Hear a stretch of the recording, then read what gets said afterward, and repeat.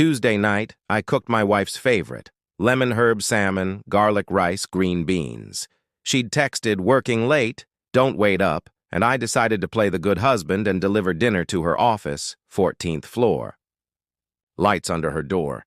I pushed it open with my shoulder, smile ready. Cassidy wasn't behind the desk. She was on it, skirt rucked up, blouse open, locked in a kiss with her boss, Martin Darrell, the cologne ad poster boy. I didn't speak. I set the bag down, closed the door quietly, rode the elevator to the lobby, and drove home on autopilot.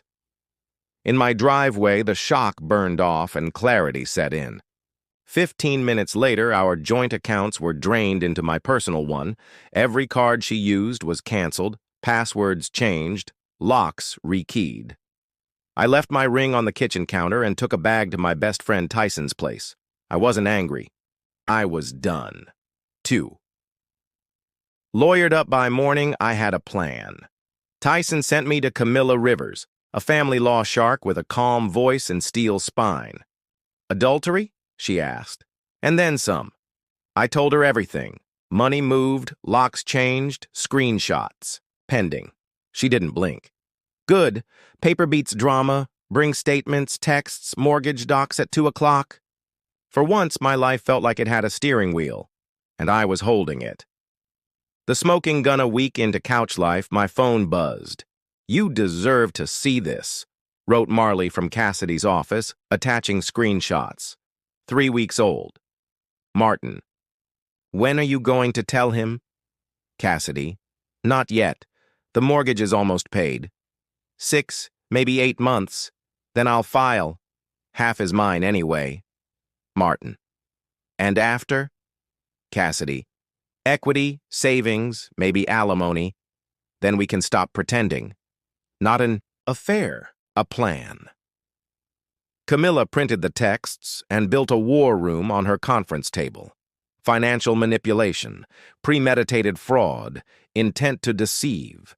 She tallied the haul Cassidy meant to take: equity, savings, monthly support, and looked almost offended. "On my behalf."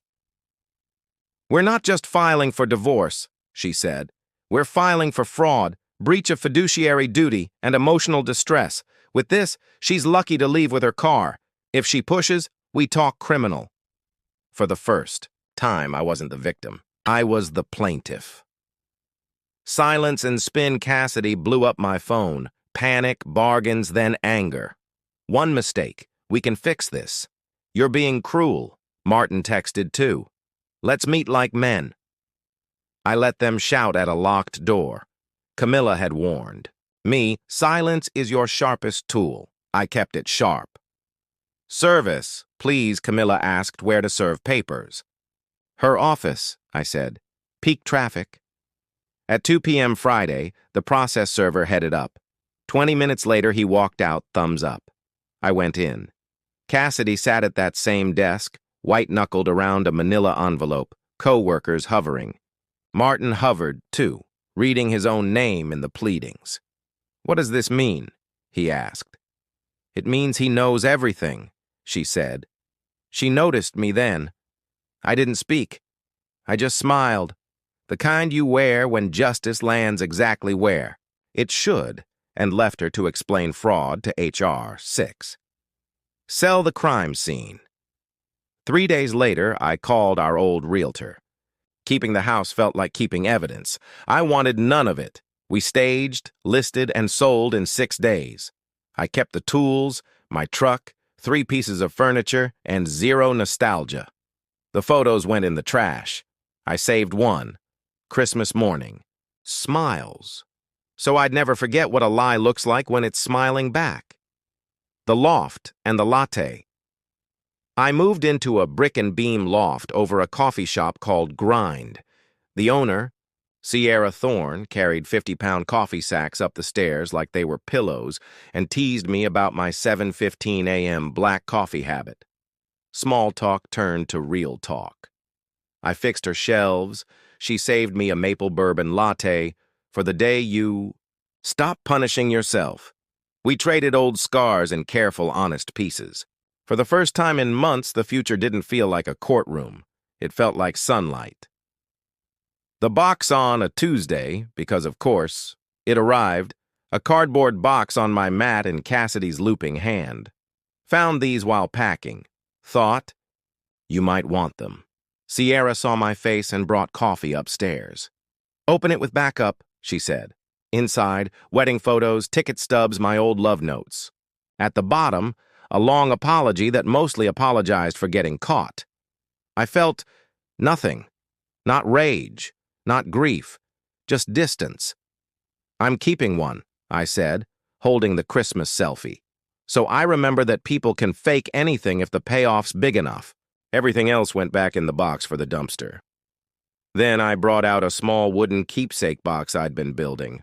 Reclaimed barnwood, dovetail joints, brass latch. Inside, my new lease, fresh business cards, a photo with Tyson, the receipt. From my first real date with Sierra. This is for the real stuff, I told her. She held it like it was precious, because it was.